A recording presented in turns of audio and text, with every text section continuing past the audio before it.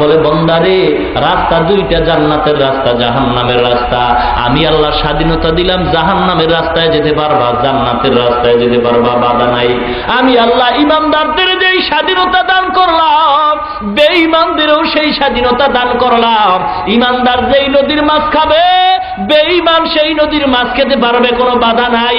ইমানদার যেই গাছের ফল খাবে, বেঈমানরাও সেই গাছের ফল খাবে।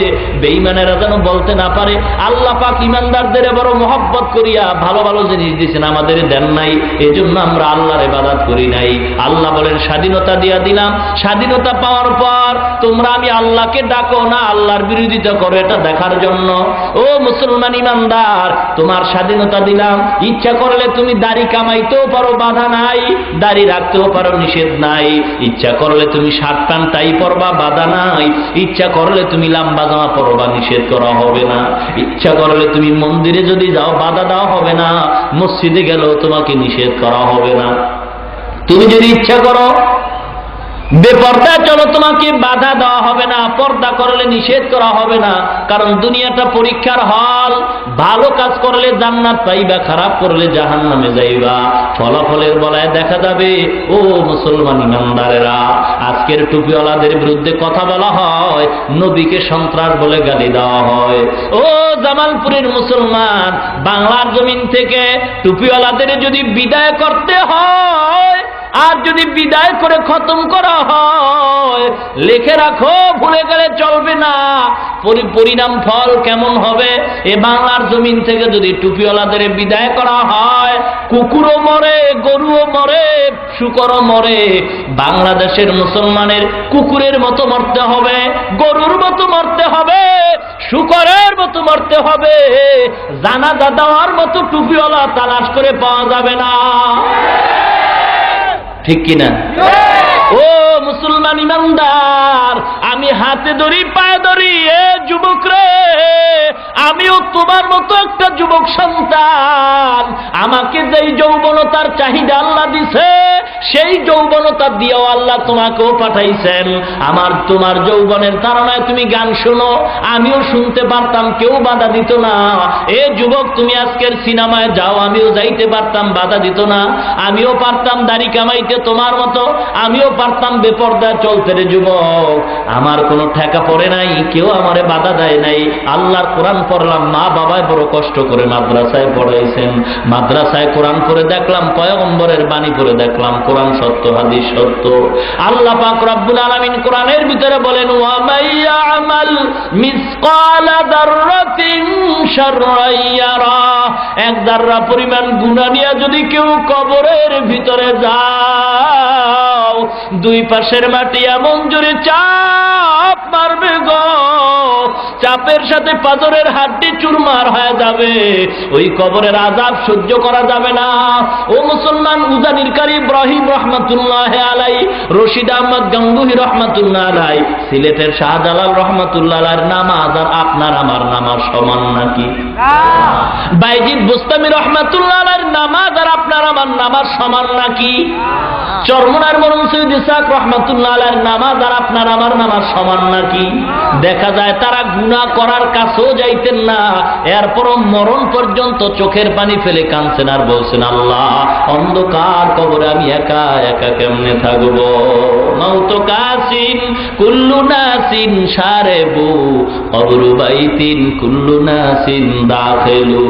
ও যুবক, আল্লাহ পাক রব্বুল আলামিন বলেন, ও নবী, দুনিয়ার মানুষের জানায়া দেন, স্লোগানের দ্বারা ভালোবাসা হয় না, স্লোগানের দ্বারা মহব্বত হয় না। মানুষ মানুষকে ভালোবাসে কাজের দ্বারা। আপনি জিজ্ঞাসা করেন দুনিয়ার মানুষরা আমি আল্লাহকে ভালোবাসতে চায় কিনা? আল্লাহর নবীকে আল্লাহ মাপকাঠি দিয়ে দেন। যারা আল্লাহকে ভালোবাসতে চায় স্লোগান দিলে হবে না, নবীকে ভালোবাসার স্লোগান দিলে ভালোবাসা হয় না। মুসলমান আল্লাহ মাপকাঠি দিয়ে দিয়েছেন, কুল ইন কুনতুম তুহিব্বুনাল্লাহ ফাত্তাবিউনি ইউহিব্বুকুমুল্লাহ। ও নবী, আপনি জানায়া দেন, যারা আমি আল্লাহকে ভালোবাসতে চায় ওদেরকে একটা মাপকাঠি দিয়ে দেন, তারা যেন আপনি নবীকেই ভালোবাসে। কাকে? ভালো করে বলেন। নবীরে ভালোবাসলে কাকে ভালোবাসা হবে? এক কথায় মাপকাঠি নিয়ে নেন। এই আয়াত কইরা কত বক্তারা বয়ান করে, তবে মূল হাকিকত শেষ পর্যন্ত বলে না। এতটুকু বলে আল্লাহকে যদি ভালোবাসতে চাও নবীকে ভালোবাসো, তবে নবীর ভালোবাসার মাপকাঠি আর বলে না, বললেও নিজেই ধরা পড়বে, ঠিক কিনা? আল্লাহকে যদি ভালোবাসতে চাও নবীকে ভালোবাসো, তবে নবীকে যদি ভালোবাসতে চাও কি মাপকাঠি সেটা আর বলে না। নবীর মাপকাঠির কথা না বইলা নবীর মোহাব্বত আল্লাহর মোহাব্বত, নবীরে যদি ভালোবাসো আল্লাহরই ভালোবাসা হবে, এই কথা বইলা নবীর প্রেমের মালার গান গায়। নামাজ নাই, রোজা নাই, পর্দা নাই, নবীর প্রেমের মালার গান গায়, ঠিক কিনা? নবীর প্রেমে পাগল যারা প্রেম কালা খেলে, আসেনি?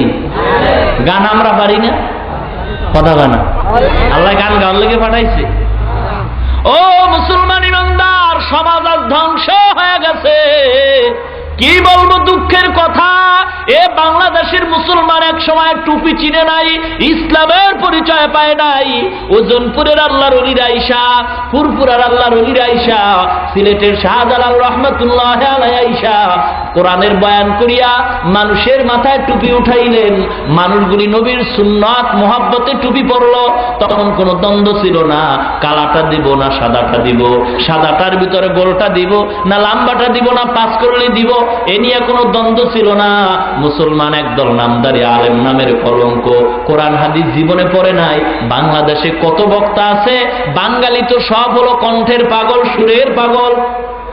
ভালো আলেম কোরআন হাদিস দিয়া বয়ান করলে মানুষ নাই, আর কোন আলেম না কোরআন হাদিস পড়ে নাই, কণ্ঠ ভালো, পাবলিক তার পাগল।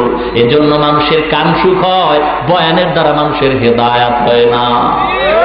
বাংলাদেশে এমন বক্তাও আছে বয়ানের আগে চেহারায় মেকআপ পরে, কি পরে? চেহারায় মেকআপ পরে উঠে। এমন বক্তার বয়ান শোনা মুসলমানের জন্য হারাম। কত বক্তা আছে নামাজ নাই, রোজা নাই, বয়ানের পরে গাঞ্জা টানে। মিথ্যা বললাম না, প্রমাণ দিয়ে কথা বলি। আবল তাবল কথা বলার জন্য কুয়াকাটার থেকে এখানে আসি নাই। ও মুসলমান ইমানদার, এজন্য সকল বক্তার ওয়াজ শোনা জায়েজ নাই। বক্তার ওয়াজ শুনতে হলে আগে বক্তারে